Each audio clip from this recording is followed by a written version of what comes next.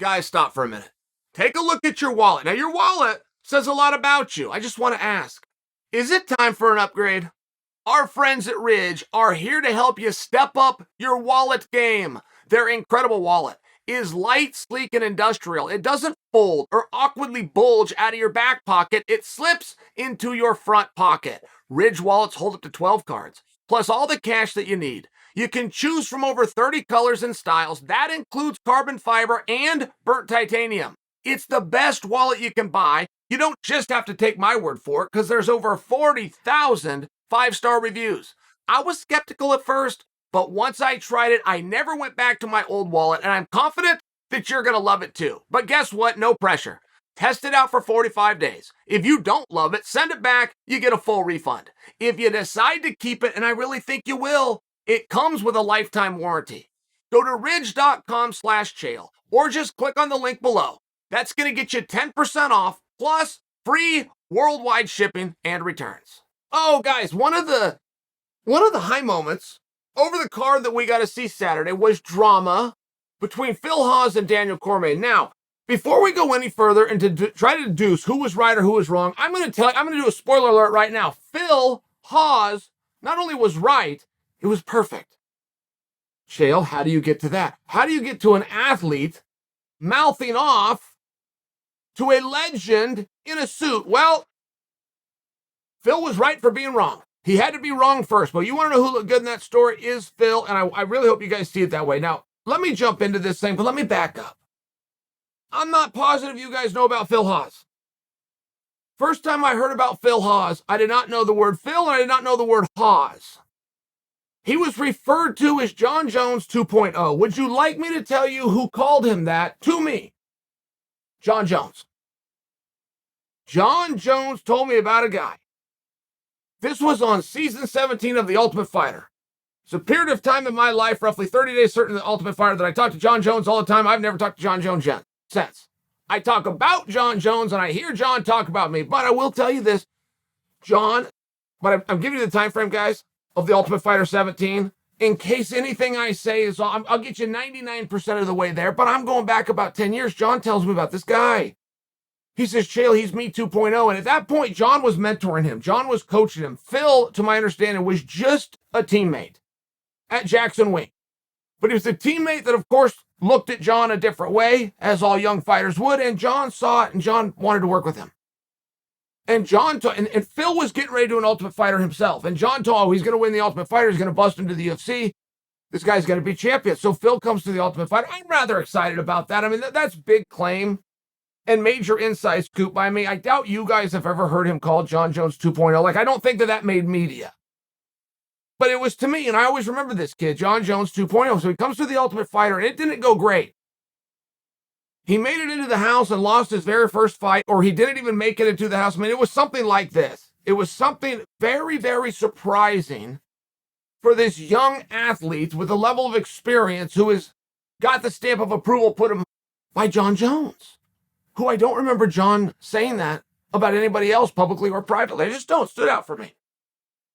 So whatever happened with Phil happened. Whether he made it through the Ultimate Fighter and quickly washed out of the UFC, or did not do well enough on the Ultimate Fighter that he never got brought over to the UFC. But that was the early part of his career, and it goes all the way back that far. And he goes back on the regional circuit. When he gets on the regional circuits, it was all nerves. It was all mental with Hawes. He didn't think he was ready for the UFC. Extremely common. So when he goes back on the regional tour, you guys remember when Anthony Johnson got released from the UFC and he's on the open circuit?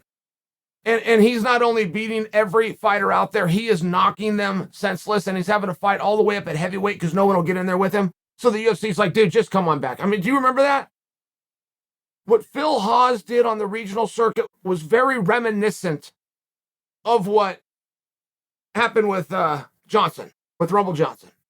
So he gets back into the UFC. I'm talking about Phil Hawes. Now he gets matched up here. He's had a couple of fights, guys, but he gets matched up here with Deron Winn. Well, that one stands out for me.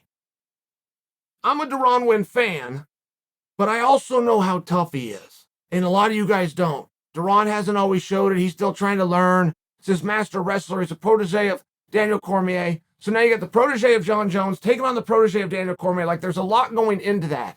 And it's important that you hear that backstory, because when Phil starts coming at Daniel, Daniel had a very interesting response to him. He said, "You didn't beat me." I thought he was talking about Jon Jones. I thought when Phil was getting mouthy with Daniel, that was an extension, that Phil was in there speaking for Jon, and that Daniel was having to defend himself to Jon's protege about Jon. And when Daniel said, "Hey, you didn't beat me," what I thought he meant is, maybe Jon can come and talk to me this way, and maybe Jon can put me down, but you did not. I had a friend that was there, judged the card that night. He said, "Chael, you got it wrong. Jon Jones had nothing to do with this, and if you tell the story that way, you're telling it wrong." Daniel had apparently picked Deron Winn, the opponent of Phil Hawes, or Phil was under the impression that Daniel had picked Deron Winn. So when Daniel says, "You didn't beat me," he was saying, "You might have beat my guy, but you didn't beat me." Now, I know we're close here on verbiage, but you guys see where that intent is very different. If we're reliving a fire between Cormier and Jones, that's interesting.